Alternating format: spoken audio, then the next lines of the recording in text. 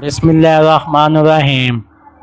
کچھ لوگ سانپ کی طرح ہوتے ہیں، ان کے ساتھ جتنی بھی نیکی کی جائے وہ آخر کار ڈس ہی لیتے ہیں۔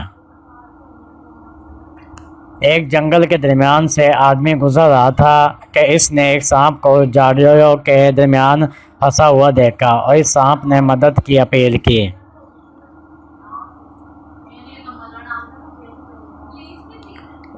پہلے تو وہ آدمی سانپ سے ڈر گیا، لیکن پھر اس کو ترس آ گیا تو اس آدمی نے ایک لکڑی کی مدد سے سانپ کو وہاں سے باہر نکالا۔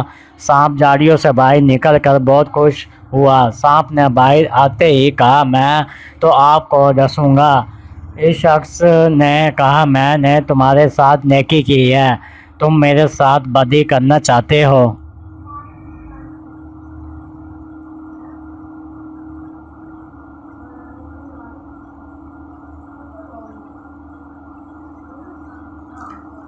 سانپ نے کہا کہ ہاں، نیکی کا جواب بدی ہی ہے۔ اس آدمی نے کہا کہ چلو کسی سے فیصلہ کرا لیتے ہیں۔ چلتے چلتے ایک گاؤں کی ایک گائے کے پاس پہنچے اور اس کو سارا واقعہ بیان کر کے فیصلہ پوچھا تو اس نے کہا کہ واقعی نیکی کا جواب بدی ہے، کیونکہ جب میں جوان تھی اور دودھ دیتی تھی تو میرا مالک میرا خیال رکھتا تھا اور چارہ پانی وقت پہ دیتا تھا، لیکن اب میں بوڑھی ہو گئی ہوں تو اس نے بھی خیال رکھنا چھوڑ دیا ہے۔ یہ سن کر سانپ نے کہا کہ اب تو میں ڈسوں گا۔ اس آدمی نے کہا کہ ایک اور فیصلہ کسی سے کروا لیتے ہیں۔ سانپ مان گیا اور انہوں نے ایک گدھے سے فیصلہ کروایا۔ گدھے نے بھی یہی کہا کہ نیکی کا جواب بدی ہے، کیونکہ جب تک میرے اندر دم تھا میں اپنے مالک کے کام آتا رہا، جو ہی میں بوڑھا ہوا اس نے مجھے بھگا دیا۔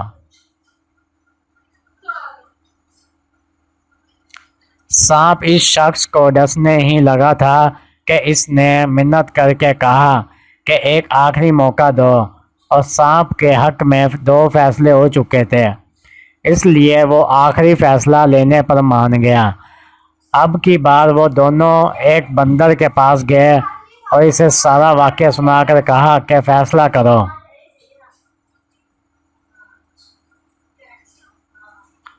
بندر نے اس آدمی سے کہا کہ مجھے ان جھاڑیوں کے پاس لے چل، سانپ کو اندر پھینکو اور پھر میرے سامنے باہر نکالو، اس کے بعد میں فیصلہ کروں گا۔